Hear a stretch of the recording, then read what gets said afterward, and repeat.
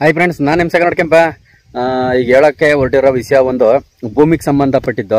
ಅದರಲ್ಲಿ ಹುಡುಗರುಗಳಿಗೆ ಪ್ರತಿಯೊಬ್ಬರು ಒಂದು 90% ಗೊತ್ತಿರುತ್ತೆ, ಒಂದು 10% ಹುಡುಗರುಗಳಿಗೆ ಗೊತ್ತಿರಲ್ಲ. ಇನ್ನು ಹುಡುಗಿರ ವಿಷಯಕ್ಕೆ ಬಂದ್ರಂತ ಹುಡುಗಿರಿಗೆ 90% ಹುಡುಗಿರಿಗೆ ಗೊತ್ತಿರಲ್ಲ, ಇನ್ನೊಂದು 10% ಹುಡುಗರಿಗೆ ಗೊತ್ತಿರ್ತದೆ. ಅದಕ್ಕೋಸ್ಕರ ಇದು ಸುಮ್ಮನೆ ಹಂಗೆ ಒಂದು ಕ್ಯಾಸುವಲ್ ಆಗಿ ಹೇಳ್ತಾರದು. ವಿಷಯ ಏನಪ್ಪ ಅಂತಂದರೆ ಸಿಂಪಲ್ಲು. ಈ ಕೆಲವ್ರಿಗೆ ಈ ಸಿಟಿ ಕಡೆ ಇರೋರಿಗೆಲ್ಲ 30-40 ಹಿಂಗೆ ಒಂದು ಅಡಿ ಲೆಕ್ಕದಲ್ಲಿ ಗೊತ್ತಿರ್ತದೆ, ಬರೀ ಸೈಟ್ಗಳು ಮಾತ್ರ ಗೊತ್ತಿರ್ತವೆ.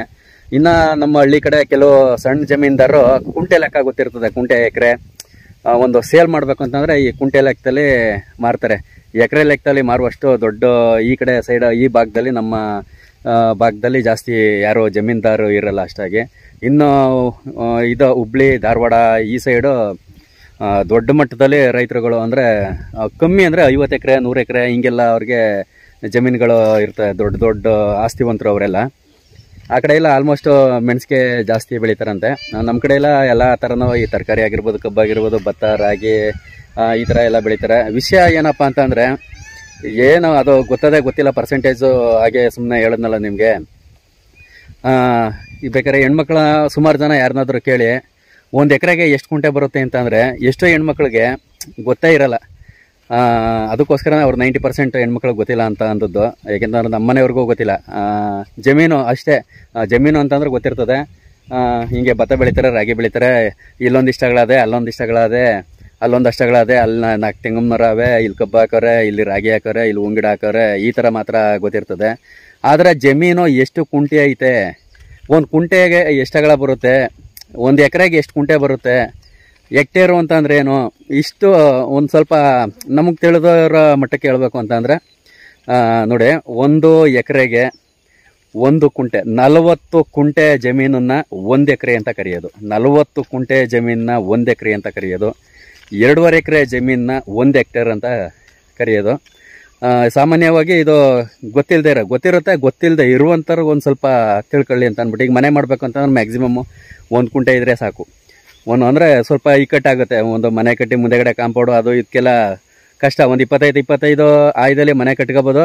ಬಟ್ ಮನೆ ಮುಂದೆಗಡೆ ಜಾಗ ಇರಲ್ಲ. ನಾವೇನಾದರೂ ವೆಹಿಕಲ್ ನಿಲ್ಸ್ಕೊಳಕ್ಕಾಗಲಿ, ಒಂದು ಅಷ್ಟಗಳ ಪಾರ್ಕ್ ಥರ ಏನಾರು ಮಾಡ್ಕೊತೀನಿ ಅಂತ ಅಂದ್ರಾಗಲಿ, ಇಲ್ಲ ಏನಾರ ಅಲ್ಲಿ ಒಂದು ಹೂವಿನ ಗಿಡನೋ, ಒಂದು ಏನಾರು ಒಂದು ಬದನೆ ಗಿಡನೋ, ಮತ್ತೊಂದು ಏನಾರು ಗದ್ದೆ ಹತ್ರ ನೆಟ್ಕೊತೀನಿ ಅಂತಂದ್ರು, ಅಲ್ಲಿ ಮನೆ ಪಕ್ಕ ನೆಟ್ಕೊತೀನಿ ಅಂತಂದರೆ ಜಾಗ ಇರಲ್ಲ. 1 ಕುಂಟೆಯಲ್ಲಿ ಮನೆ ಕಟ್ಬೋದು, ತೊಂದರೆ ಇಲ್ಲ.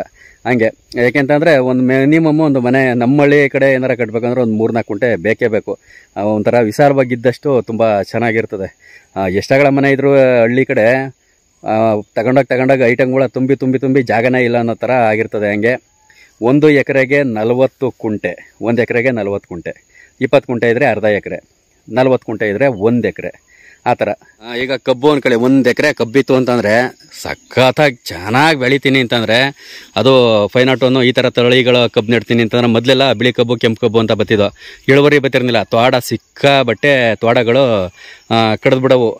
ಅರ್ಧ ಕಬ್ಬು ಗದ್ದೆಲೆ ವೇಸ್ಟ್ ಆಗೋಗೋದು. ಬೆಂಕಿ ಹೆಚ್ಚುವಾಗ ಎಲ್ಲ ಹಂಗೆ ಮಲಗಿರೋದು. ಅವೆಲ್ಲನೇ ತಿರ್ಗಾ ಒತ್ತಿ ಆಚೆಗೆ ಸುರಿಯೋದಕ್ಕೆ ಸಾಕಾಗೋಗೋದು. ಈ ಕಬ್ಬ ಜಾಸ್ತಿ ತ್ವಾಡ ತಿನ್ನಲ್ಲ. 1 ಎಕರೆಗೆ 80 ಟನ್ವರೆಗೂ ಬೇಕಾದ್ರೆ ಇಳುವರಿ ತೆಗಿಬೋದು.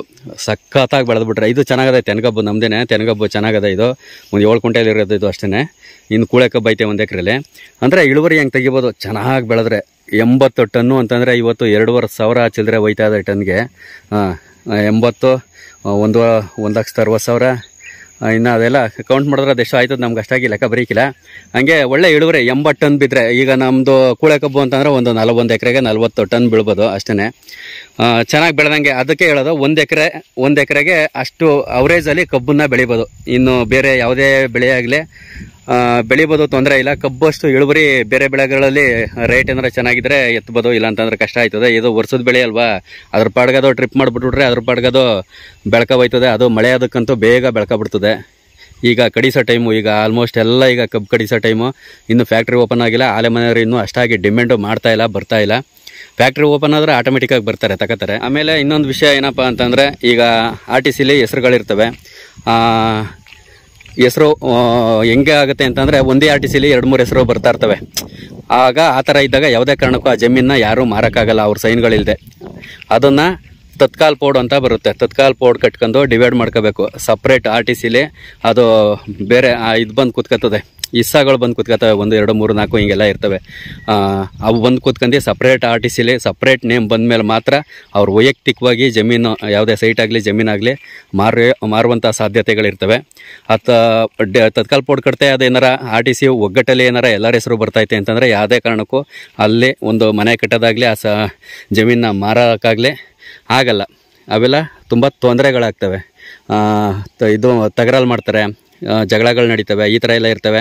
ಅದೇ ಸಪ್ರೇಟ್ ಹೆಸರು ಬಂದು ಕೂತ್ಕತ್ತು ಅಂತಂದರೆ ಪೋಡಾಗಿ ಆಗ ಆರಾಮಾಗಿ ಏನು ಬೇಕಾದರೂ ಅವರು ಸ್ವಂತ ಆಗುತ್ತೆ, ಏನು ಬೇಕಾದರೂ ಮಾಡ್ಕೋಬೋದು. ಈಗೆಲ್ಲ ಜಮೀನುಗಳಿಗೆ ಆಧಾರ್ ಲಿಂಕ್ ಮಾಡ್ತಾ ಇದ್ದಾರೆ. ಯಾರು ಎಲ್ಲ ಮಾಡಿಸಿಲ್ಲ, ದಯವಿಟ್ಟು ಆಧಾರ್ ಲಿಂಕ್ ಮಾಡಿಸ್ಕೊಳ್ಳಿ. ಏಕೆಂತಂದರೆ RTCಲಿ ಫೋಟೋ ಏನೋ ಬರುತ್ತಂತೆ. ಈ ಥರ ಹೊಸ ಕಾನೂನು ಮಾಡಿದ್ದಾರೆ ಈಗ.